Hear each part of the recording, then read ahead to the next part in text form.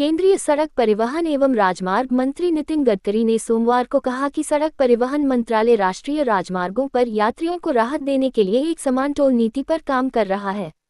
गडकरी ने यह भी कहा कि अब भारत का राजमार्ग बुनियादी ढांचा अमेरिका के बराबर है। उन्होंने मीडिया के साथ साक्षात्कार में कहा, हम एक समान टोल नीति पर काम कर रहे हैं, इससे यात्रियों को होने वाली समस्याओं का समाधान होगा। गडकरी अधिक टोल शुल्क और खराब सड़क की शिकायतों के कारण राष्ट्रीय राजमार्गों पर चलने वालों के बीच बढ़ते असंतोष पर एक सवाल का जवाब दे रहे थे। सड़क परिवहन और राजमार्ग मंत्री ने कहा कि मंत्रालय ने राष्ट्रीय राजमार्गों पर एक बाधा रहित वैश्विक नेविगेशन उपग्रह प्रणाली आधारित टोल संग्रह प्रणाली को लागू करने का फैसला किया है।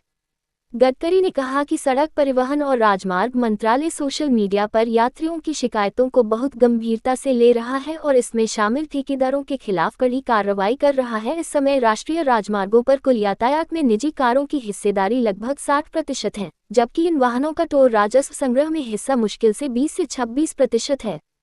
पिछले 10 साल में अधिक से अधिक खंडों पर टोल संग्रह शुरू होने से टोल शुल्क बढ़ा है, जिससे अक्सर यात्रियों में संतोष बढ़ता है। भारत में कुल टोल संग्रह 2023 से 2024 में 64,809.86 करोड़ रुपए तक पहुंच गया, जो इससे पिछले वर्ष की तुलना में 35% अधिक है। वर्ष 2019 से 2020 में संग्रह 27,503 करोड़ रुपए था।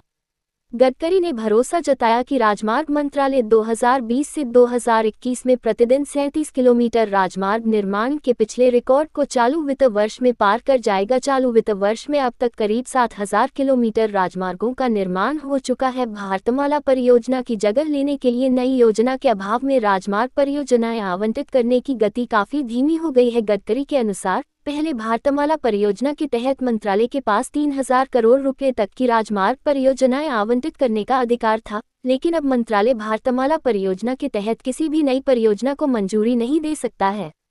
गडकरी ने कहा, 1,000 करोड़ रुपए से अधिक की किसी भी परियोजना के लिए अब हमें मंत्रिमंडल की मंजूरी लेनी होगी। हमने 50 से 60,000 करोड़ रुपए की परियोजनाओं को मंजूरी के लिए मंत्रिमंडल के पास भेजा है। उन्होंने कहा कि मंजूरी मिलने के बाद इन परियोजनाओं पर काम शुरू हो जाएगा। दिल्ली विधानसभा चुनाव पर एक सवाल का जवाब देते हुए गडकरी ने कहा कि इस बार दिल्ली में भाजपा सत्ता में आएगी, क्योंकि लोग आम आदमी पार्टी के नेतृत्व वाली सरकार से नाराज हैं। दिल्ली में 5 फरवरी को मतदान होगा और 8 फरवरी को नतीजे घोषित किए जाएंगे।